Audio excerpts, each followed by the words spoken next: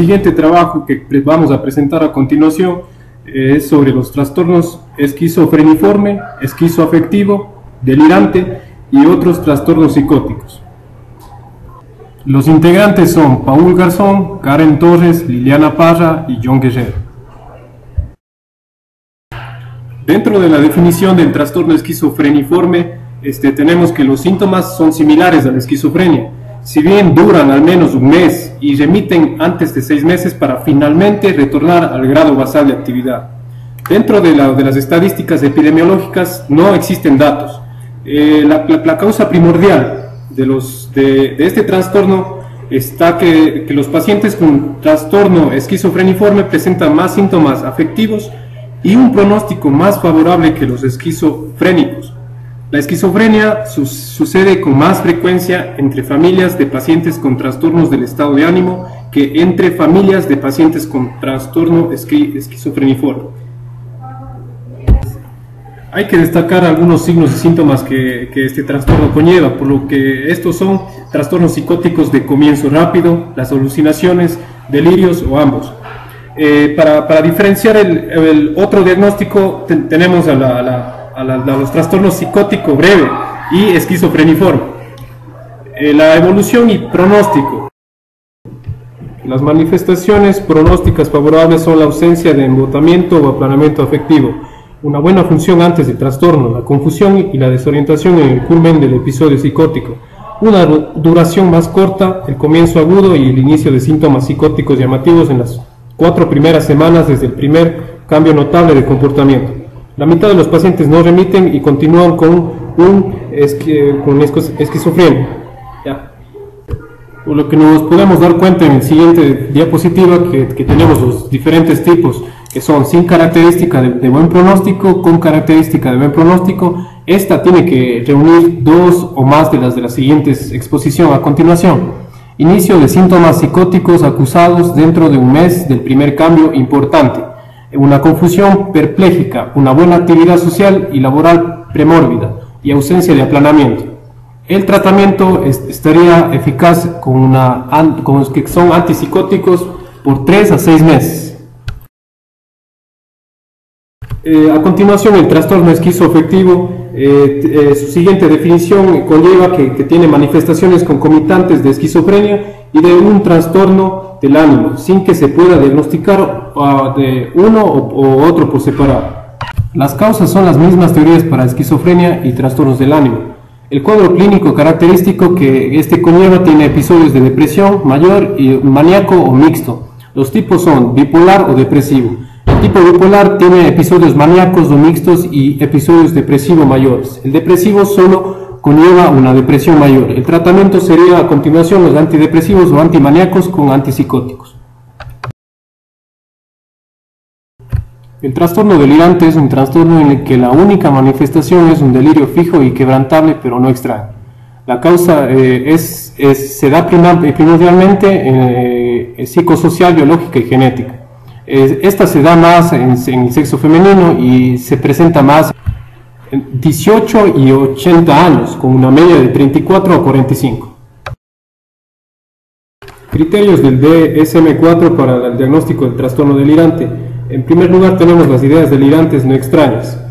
Por ejemplo, que implica situaciones que ocurren en la vida real, como ser seguido, envenenado, infectado, amado a distancia o engañado por el cónyuge o amante, o tener una enfermedad de por lo menos un mes de duración. El criterio B, que sería el en segundo lugar, nunca se ha cumplido el criterio A para la esquizofrenia.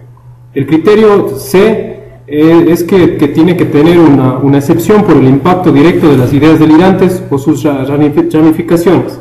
La actividad psicosocial no está deteriorada de forma significativa y el comportamiento no es raro ni extraño. En el criterio D, si se ha producido episodios afectivos simultáneamente a las ideas delirantes, su duración total ha sido breve en relación con la duración de los periodos delirantes. La alteración, en el criterio D, la alteración no es debida a los efectos fisiológicos directos de alguna sustancia, por ejemplo, una droga, un medicamento o una enfermedad médica. Existen varios subtipos de trastorno delirante, como por ejemplo el persecutorio, que es un delirio de persecución del paciente por una o más personas malévolas, es el tipo más común. 2. El celotípico, también denominado paranoia conyugal o celos patológicos, es la creencia fija y errónea de infidelidad del cónyuge que puede acompañarse de actos violentos, incluso de homicidio.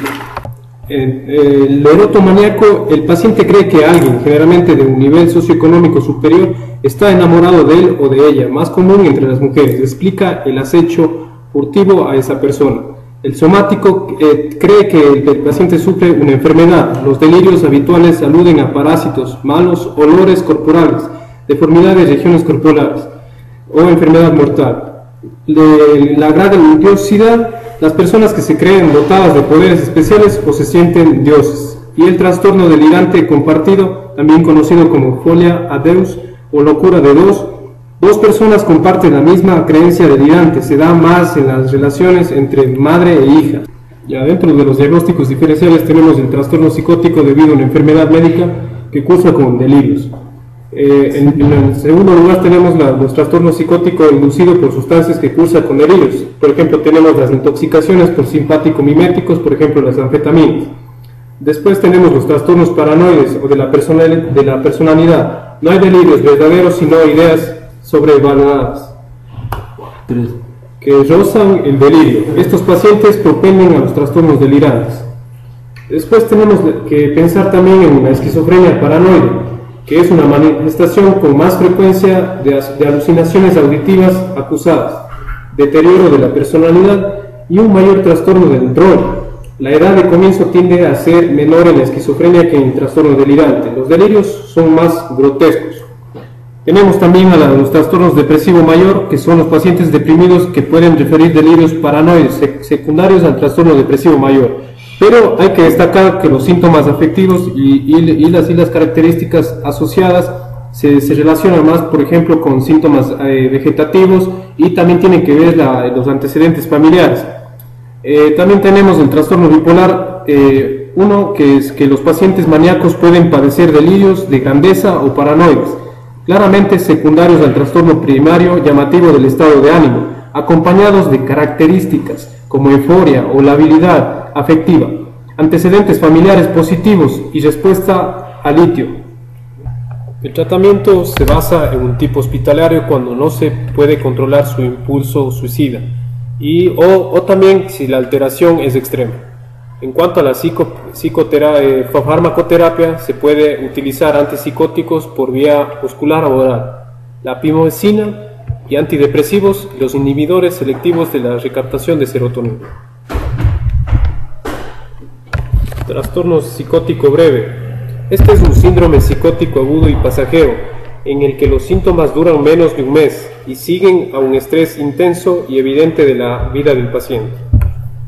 La causa es primordial que tiene mecanismos de defensa inadecuado. En el cuadro clínico se presenta uno o más de los síntomas, como son las ideas delirantes, alucinaciones, un lenguaje desorganizado, que puede ser un lenguaje disperso e incoherente, y el comportamiento se basa más en una parte catatónica o gravemente desorganizada. La duración para detectar este trastorno psicótico breve es al menos un día, pero inferior a un mes, con retorno completo al nivel premórbido de actividad. Hay que también destacar un diagnóstico diferencial: trastornos del estado de ánimo con síntomas psicóticos, trastorno esquizoafectivo o esquizofrenia antes expuestos. Los tipos son desencadenantes graves, psicosis reactiva breve, sin desencadenantes graves y de inicio en el posparto. El tratamiento es corto, requiere una hospitalización breve para una evaluación y protección del propio paciente. El trastorno psicótico compartido es el sistema delirante que tiene dos o más personas. Anteriormente se conocía como trastorno paranoide inducido y folia a Deus, que significa locura de dos. El trastorno es raro, se da más entre mujeres y personas con discapacidad física que depende de otros. Los familiares en general de hermanos o tíos que están al lado del paciente. La causa es fundamental psicológica, sin embargo, puede haber una influencia genética porque el trastorno afecta de ordinario a miembros de la familia, de la misma familia. Las familias de las personas con este trastorno corren riesgo de esquizofrenia. Los factores psicodinámicos que influyen en este trastorno es la personalidad psicótica, que es dominante y mantiene cierto contacto con la realidad a través de la persona sometida, mientras que la personalidad sumisa siente una ansiedad desesperada de ser cuidada y aceptada por la persona dominante. Las dos sostienen a menudo una relación extraordinariamente ambivalente. Para tener en cuenta el diagnóstico nos fijamos en los signos y síntomas que tienen los delirios de persecución, que son los más frecuentes, y la presentación clave es la aceptación compartida y ciega de estos delirios por las dos personas. Puede haber pactos para el suicidio o homicidio. Hay que tener en cuenta los criterios del DSM-4 para el diagnóstico del trastorno psicótico compartido. Para destacar el diagnóstico diferencial tenemos que pensar también en los trastornos de personalidad, simulación y trastornos facticios del paciente sumiso. Hay que plantear siempre la causa. Las tasas de recuperación varían desde cifras tan bajas como 10 hasta el 40%. Tradicionalmente se separa a la pareja sumisa de la dominante y psicótica. El resultado ideal es una disminución rápida de los síntomas psicóticos. Si no remiten los síntomas psicóticos, la persona sumisa puede cumplir los criterios de otro trastorno psicótico, como esquizofrenia o trastorno delirante.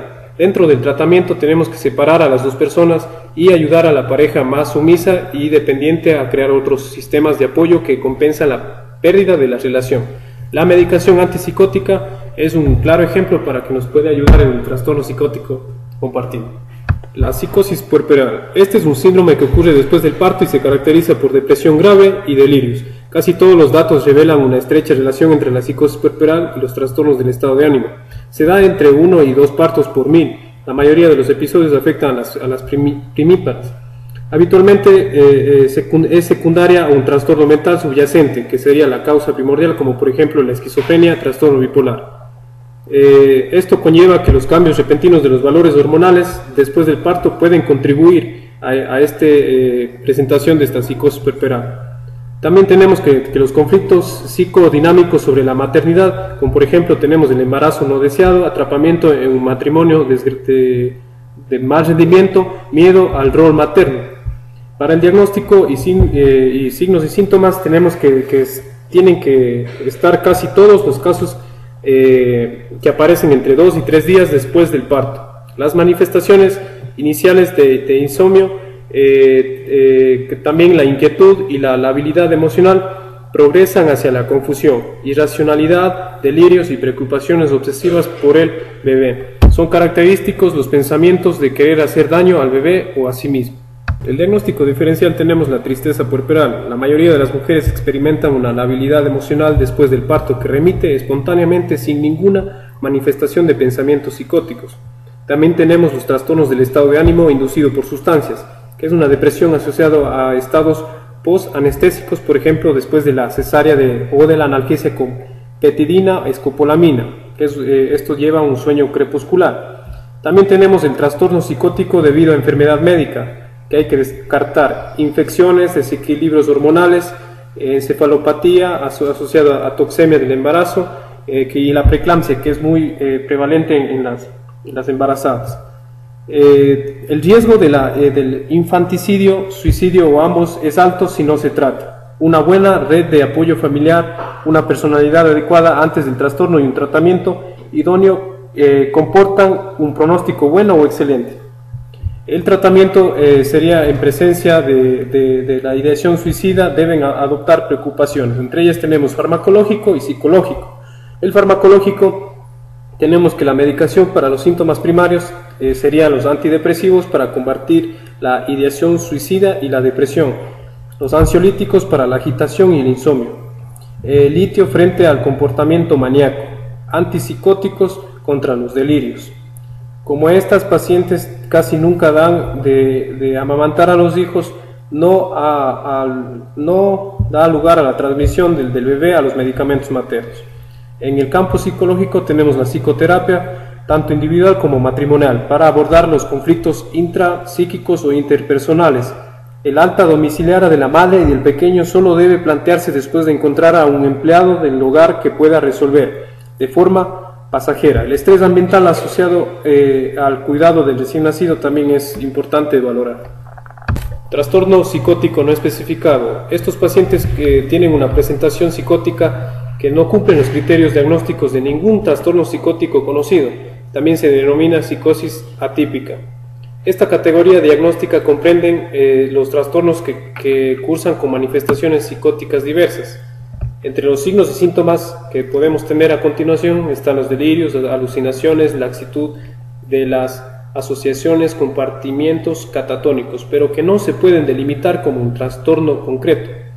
Estos trastornos pueden abarcar la psicosis puerperal y síndromes raros o exóticos.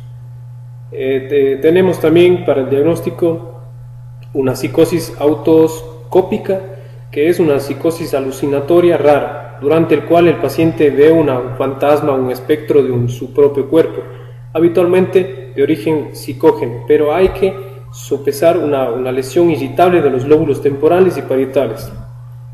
También tenemos el síndrome de Capgras, delirio de que las personas del entorno no son reales, sino dobles que imitan al paciente o impostores que imitan a otros. Pueden formar parte de la esquizofrenia y la disfunción cerebral. También tenemos el síndrome de Cotard, que son delirios de nihilismo. Por ejemplo, nada existe, el cuerpo se ha desintegrado, el mundo se va a acabar. Según los criterios del DSM-4 para el diagnóstico del trastorno psicótico no especificado, tenemos que la psicosis posparto o trastorno psicótico breve, los trastornos psicóticos debido a enfermedad o inducido por sustancias, que este es también característico. Tenemos también los síntomas psicóticos que han durado menos de un mes, alucinaciones auditivas persistentes, ideas delirantes no extrañas persistentes. Y por último, si el paciente es incapaz de determinar si se trata de un trastorno psicótico primario debido a enfermedad médica o inducido por sustancias. Dentro de los ejemplos del síndrome vinculados a las culturas tenemos el DAT, que es un término diagnóstico popular utilizado en la India para referirse a aspectos graves de la ansiedad y a la hipocondría relacionada con eyaculación, pigmentación blanca de la orina y sensación de debilidad y agotamiento. Los términos similares, Irian, India, entre otros. Tenemos Bouffet delirante. Se trata de un síndrome observado en el oeste de África y en Haití. Este término de origen francés se refiere a la aparición súbita de un comportamiento agitado y agresivo, confusión acusada y excitación psicomotriz. Puede acompañarse en algunas ocasiones de alucinaciones visuales y auditivas o ideación paranoide. Estos episodios pueden parecerse a una psicosis reactiva breve. El sangue dormido. Este síndrome se observa en la población portuguesa de las islas de Cabo Verde e incluye dolor, entumecimiento, temblor, parálisis, convulsiones, accidentes vasculares, ceguera, infarto de miocardio, infecciones y pérdida de juicio crítico. Gracias por su atención.